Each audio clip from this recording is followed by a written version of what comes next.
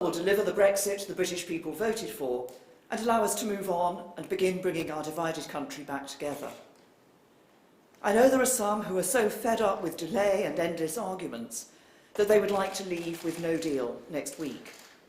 I've always been clear that we could make a success of no deal in the long term, but leaving with a deal is the best solution.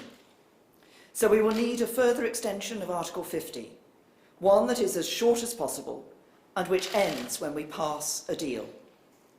And we need to be clear what such an extension is for, to ensure we leave in a timely and orderly way.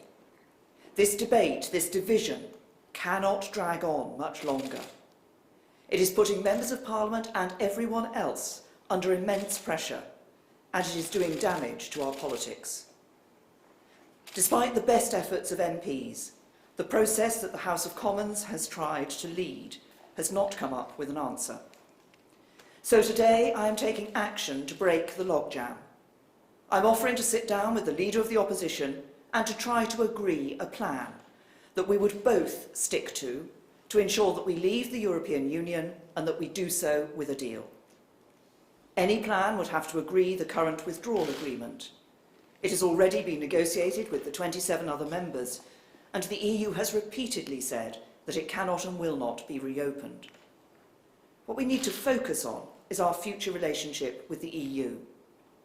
The ideal outcome of this process would be to agree an approach on a future relationship that delivers on the result of the referendum, that both the Leader of the Opposition and I could put to the House for approval, and which I could then take to next week's European Council. However, if we cannot agree on a single unified approach, then we would instead agree a number of options for the future relationship that we could put to the House in a series of votes to determine which course to pursue. Crucially, the government stands ready to abide by the decision of the House. But to make this process work, the opposition would need to agree to this too. The government would then bring forward the withdrawal agreement bill.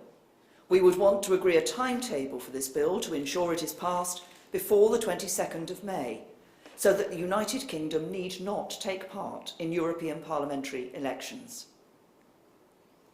This is a difficult time for everyone. Passions are running high on all sides of the argument. But we can and must find the compromises that will deliver what the British people voted for. This is a decisive moment in the story of these islands, and it requires national unity to deliver the national interest.